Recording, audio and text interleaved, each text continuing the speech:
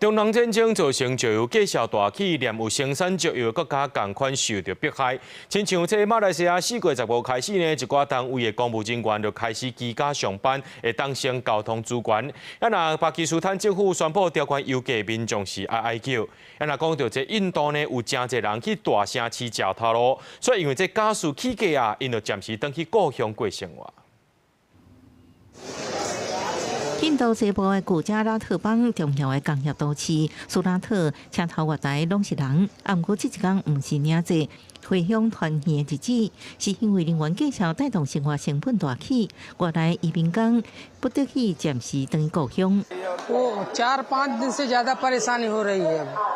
500 रुपया लीटर मिल रहा है और पैसे भी नहीं है, इसलिए गांव जा रहे हैं。为古加拉特邦到孟买新德里大都市来的外乡人，拢共款的困境。500 रुपया सिलेंडर है, क्या करेगा इंसान? तो छोड़ के तो जा ही ना पड़ेगा बिहार में, कम से कम लकड़ी काठी जलावन से तो खा सकती है, किसी तरह जीवन तो बचा सकती है। 因为中东战争影响荷姆斯海峡通航，印度的液化石油气 LPG 面临严重的欠缺甲起价问题。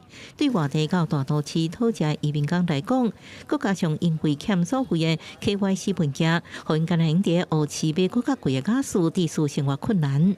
隔壁国的巴基斯坦也正喊过，身为产油国，有源有80%到85%能源是靠进口，也无法度回避中东局势紧张的冲击。上新调整油价包含汽油起42.7%，柴油阁起55%。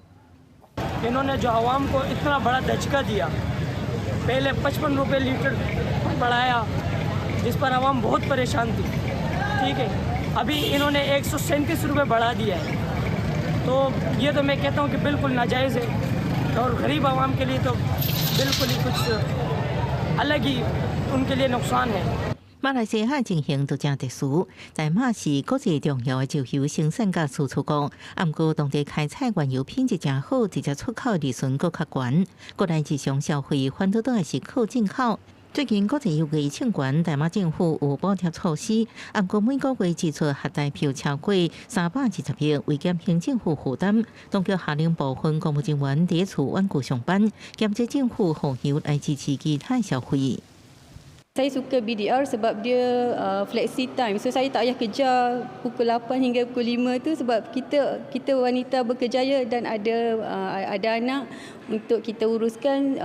Work from home sangat-sangat relevan lah untuk golongan-golongan macam saya lah wanita. 不过，马来西亚政府认为中东局势一时未转好，就算战争停落来，复原也真久。安怎稳定国内油价，有源互当局正伤脑筋。公司新闻徐家珍报道。